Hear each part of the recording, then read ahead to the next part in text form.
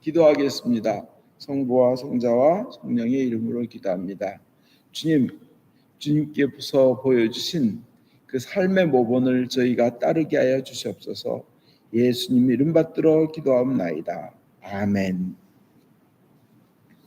오늘은 자기의 십자가를 지고 주님을 따른다. 그것이 여러 가지가 있겠지만 오늘은 예수님처럼 끝없이 자신을 낮추고 섬기면서 그 가운데서도 배신도 당하고 모욕도 당했지만 사랑을 실천하신 그 모습에 포커스를 맞춰보겠습니다. 낮추고 섬기면서 사랑을 실천하자는 겁니다. 일단 자기의 십자가를 진다. 예수님을 따르는데 자기의 십자가를 지고 따른다 하는 데는 두 가지를 생각할 수 있어요. 하나는 뭐냐? 예수님에 대한 믿음, 예수님에 대한 고백, 예수를 나는 믿는다는 거, 그거 하나입니다. 예수를 나의 주님으로 믿고 나의 구원자로 믿으면서 그것만큼은 물러날 수 없다는 거예요. 그게 자기 십자가인 거예요. 딴 건 물러나도 그것만큼 물러날 수 없다. 세상에서 비록 손해를 본다 해도 예수를 나의 주님이라 구원자라 끝까지 고백하고 믿는 것입니다. 그래서 그 믿음, 그것이 자기 십자가를 지고 가는 건데, 그래서 순교하는 분도 계시는 거예요. 어떤 사람들은 세상에 살면서 뭐 바라는 거 조금 안 됐다고 하나님 나를 잃을 수 있습니까? 그러는데 순교하는 분들 생각해 보십시오. 주님을 위해서 순교하고 목숨까지 바칩니다. 그리고 어디에선 쫓겨나기도 합니다. 이익을 못 보게 되기도 합니다. 그것이 자기 십자가를 지고 예수님을 따르는 겁니다. 그게 뭐냐? 예수님에 대한 신앙 고백. 예수님은 나의 주님이시고 나의 구원자시라는 거.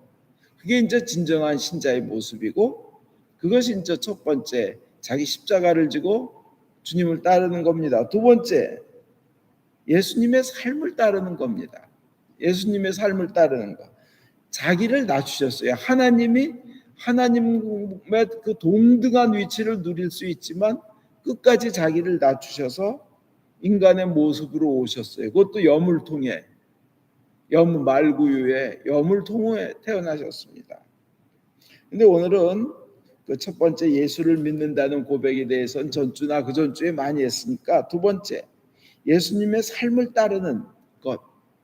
그것이 자기 십자가를 지고 따라가는 건데, 그게 오늘 여러분이 읽으신 제1독서 로마서 12장 9절에서 27절 사이에 잘 나와 있습니다. 거기에 아주 여러 가지가 나왔어요. 첫째, 자기 십자가를 지고 예수를 따르는 삶은 뭐냐? 거짓이 없어야 한다는 거예요. 훔치는 거, 거짓말하는 거, 임기응변으로 그때그때 둘러대면서 상황과 모면하려고 하는 거, 그거 십자가를 진 삶이 아닙니다. 자기 합리화, 자기 변명, 자기 정당화, 이것도 어떤 면에서는 어떤 해석에 따라 다르겠지만 또 참 거짓이 없어야 한다는 걸 알아야 됩니다. 두 번째, 악을 미워해야 합니다. 악을 미워하라 그랬어요. 크리스찬이 맨날 사랑하니까 뭐든지 다 받아들인다고 생각하면 착각입니다. 크리스찬 믿음처럼 배타적인 믿음은 없어요. 회세가 없습니다. 하나님이냐 아니냐예요. 악을 미워하라고 성경은 분명히 나와 있어요. 악을 미워해라. 여러분, 그 잘못할 때마다 하나님이 그럼 내리치시면 이 세상에 살아남을 사람은 하나도 없기 때문에, 잘못하고 죄지고 하는 사람들 있잖아요. 그때 안 치시는 이유는 회개할 때까지 기다리며 시간을 주시는 겁니다. 회개할 기회를 주시는 거예요. 악을 미워해야 됩니다. 죄 졌으면 빨리 회개하고 돌아와야 돼요. 거짓했으면. 그렇지 않으면 그 사람은 하나님으로부터 반드시 징계받습니다. 반드시 징계받아요. 왜냐? 하나님 나라는 워낙 하나님께서 깨끗하신 분이시고 완벽하신 분이기 때문에 죄를 가지고는 들어갈 수가 없어요. 회개해야 된다는 겁니다. 세 번째로 오늘 또 그 로마서에 나온 거 보면 참 어려운 건데, 박해하는 사람들을 축복하십시오. 저주하지 말고 복을 빌어 주십시오. 자기에게 고통을 주는 사람에게 저주하지 마는 선에서 끝나는 게 아니라 오히려 복을 빌어 주라는 겁니다. 성경은 가리킵니다. 악을 악으로 갚지 말라는 거예요. 할 수 있다면 모든 사람과 평화롭게 지낼 길을 모색해 보라는 겁니다. 그리고 자신이 복수할 생각을 하지 말고 하나님의 진노에 맡기라는 거예요. 하나님이 강권적으로 임하시고 내리치시면 정말 무서워요. 정말 무섭습니다. 근데 하나님의 진노에 맡기라는 거예요. 그 대신 우리가 할 일은 뭐예요? 원수가 배고파하면 먹을 걸 주고 목말라 하면 마실 거 주고 악에게 굴복하지 말고 선으로서 악을 이겨내는 겁니다. 구체적인 방법은 기도를 해야 되는 거겠죠. 상대방을 계속 죄를 짓게 놔두고 죄를 짓도록 하면 저도 공범이라는 거 그거 생각해야 됩니다. 나도 공범이 되는 거예요. 공범돼서는 안 돼. 계속 죄 짓게 하는 거는. 그 다음에 또 하나 오늘 보면 기뻐하는 사람이 있으면 함께 기뻐해주고 우는 사람이 있으면 함께 울어주십시오. 이 교인들의 가장 기본적인 덕목입니다. 남들이 기쁜 일이 있을 때 같이 기뻐해주고 울 때 같이 울어주는 거. 근데 어디에서는 이렇게 가리켜요. 목회자는 거기에 빠지면 그 삼각 트라이앵글에 들어가면 롱런을 하지 못하니까 절대 가까이 거기 이렇게 속하지 말고 멀어지라고. 그래서 제3자의 눈으로 보라고. 아닙니다. 성경은 같이 울라고 돼 있어요. 진심으로 같이 울어주라. 그 다음에 이제 이것들은 너무 중요한 내용이기 때문에 그렇고 오늘 진짜 강조하려고 하는 내용이 있습니다. 이 자신을 낮춰서 섬기면서 사랑을 실천하자는 얘기인데 뭐가 나오냐면요. 이제 지금부터가 또 제가 오늘 포커스를 맞추려고 하는 부분입니다. 다투어서 서로 남을 존경하는 일에 뒤지지 마십시오. 다투어서 남을 존경하는 일에 뒤지지 마십시오. 이 얘기는 뭐예요? 존경하기를 서로 먼저 하십시오. 그래서 내가 먼저 섬기겠다. 내가 나를 더 낮추겠다. 자신을 낮추어 섬기는 겁니다. 교회에 오면. 교회에 오는 이유는요. 섬기러 오는 거라고 보면 돼요. 일단 구원받은 분들은. 아직 구원 못 받고 신앙이 아직 초등학생 유치원 단계에 있는 사람들은 남한테 대우를 받으려고 하지만 성숙한 신자들은 섬기려 오는 겁니다. 오늘 성경에 또 이렇게 나와요. 오만한 생각을 버리고 천한 사람들과 사귀십시오.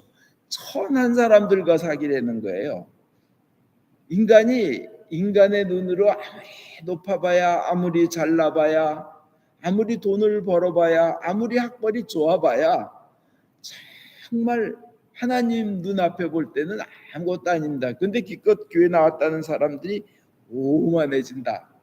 뭐 교만, 거만, 오만, 뭐 삼만이라 그러죠.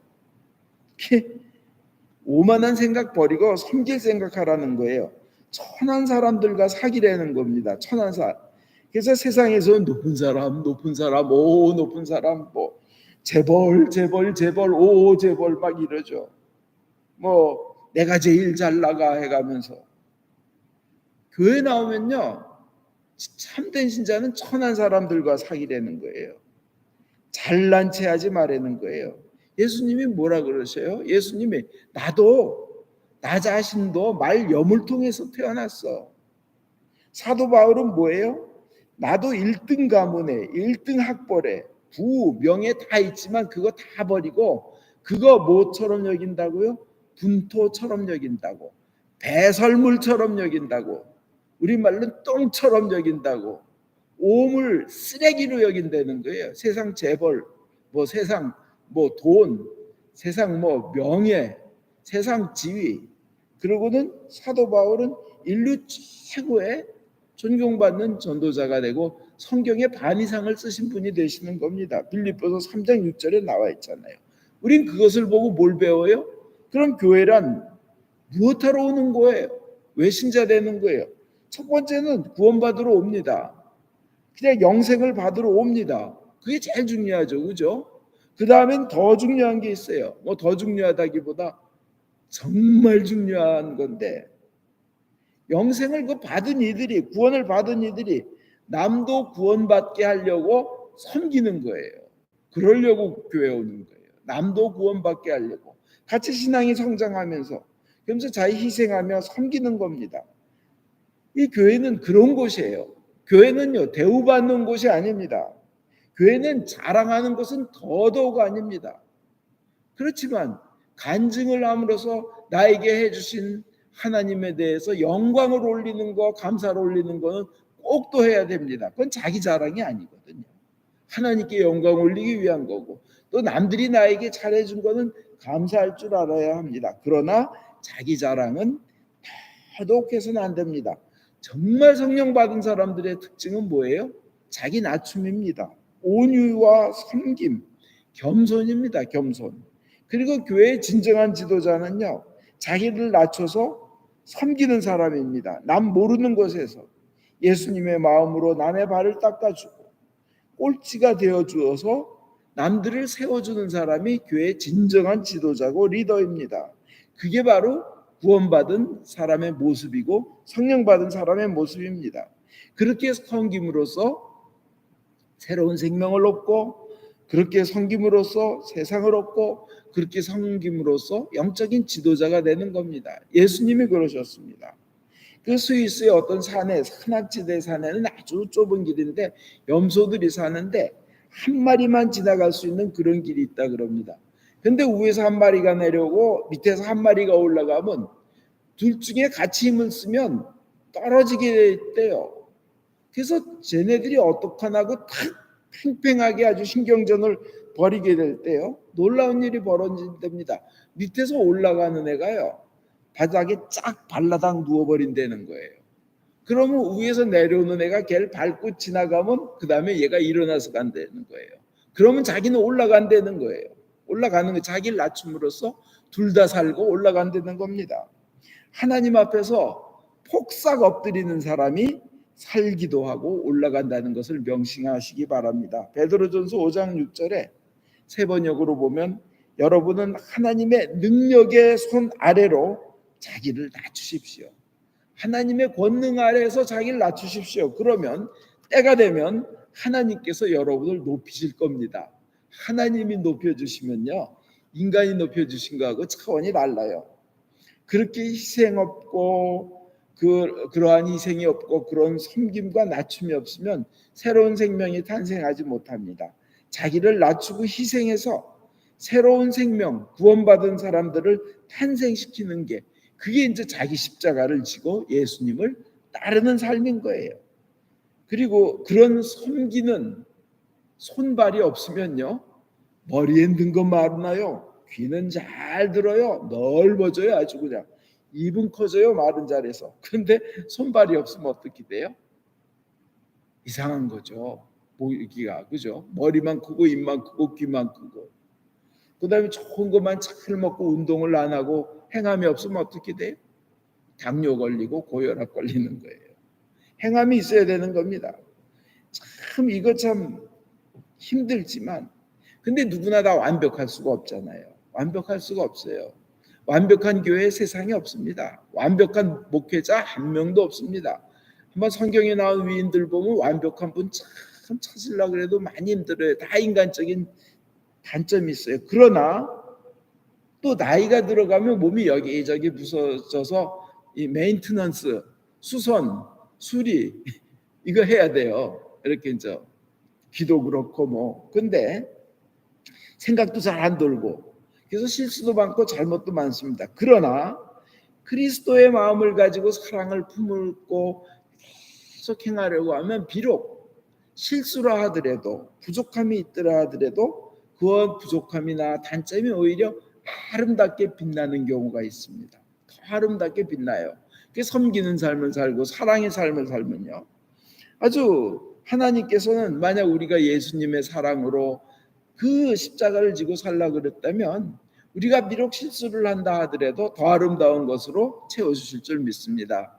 저 한 몇 년 전에 부산의 경찰청에서 제공한 건데 그 서구의 그 아미 파출소라는 조그만 파출소가 있는데 동네에서 할머니 한 분이 보따리 2개를 갈고 그 2개를 들고 계속 길을 잃고 하면서 1시간째 동네를 뱅뱅 도신다는 거예요. 그런 신고가 들어왔어요.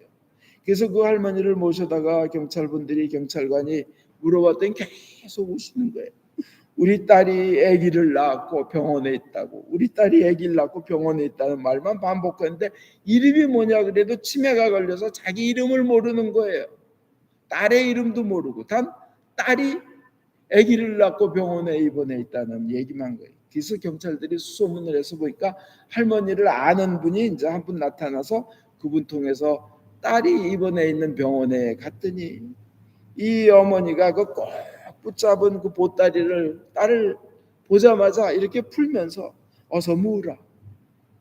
그리고 푸는데 보니까 보따리 안에는 그 출산한 딸을 위해서 그 치매 걸린 엄마가 만드는 미역국, 나물 반찬, 나물 무침, 하얀 밥, 그리고 이불 비스듬한 그 하얀 천들이 있더라는 게 그 2보따리를 들고 이 온전치 못한 정신에도 딸을 위해서 미역국을 품에 안고 온 엄마를 본 그 딸은 그냥 너무나 감동.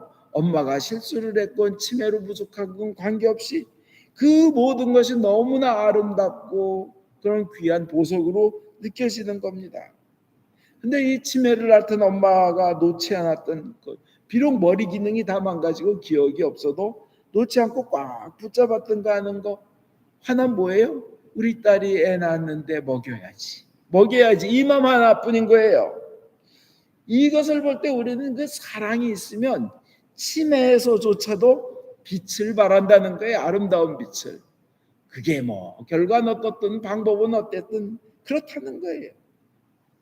우리도 주님 앞에서 사랑으로 하려고 노력을 하면 우리 인간 연약하잖아요. 완벽하게 잘할 수 없잖아요.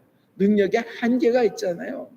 우리가 비록 부족해도 사랑으로 행하려 하면 주님께서 아십니다. 그게 바로 십자가를 지고 주님을 따르는 삶인 거예요. 나머지는 주님이 채워주셔요. 작년에 그 과천 방음 터널에서 화재 일어나서 터널에서요. 자동차 터널에서 화재가 일어나서 41명이 불에 타고 다치고 5명이 죽는 사고가 일어났어요. 그래서 터널에서 불이 나면 굉장히 위험한 거예요. 근데 한 3년 전에 저 순천에 있는 천마 터널이라는 곳인데 4km래요. 터널 길이가 4km. 3마일 되는 거죠. 굉장히 긴 거죠. 근데 소방관 한 분이 장남직이란 소방관이었는데 아내와 함께 그 터널을 지나 그날 이제 근무 안 하는 날이었어요. 비번. 그래서 이제 아내와 함께 시간을 보내려고 터널을 들어갔는데 한 3km 이상을 들어갔더니 4km에서 거의 다 이렇게 반 이상 왔는데 앞에 차들이 서 있더라는 거예요. 왜지? 뭔가 이상해서 이제 그때부터 차 안에 모두 녹음이 돼 있어요. 블랙박스에. 집사람 뭐 여기 있어봐 하고 내려서 앞에 보니까 바로 50m 앞에 25톤 트럭이 불이 타고 있는데 유독가스가 나오기 시작한 거예요.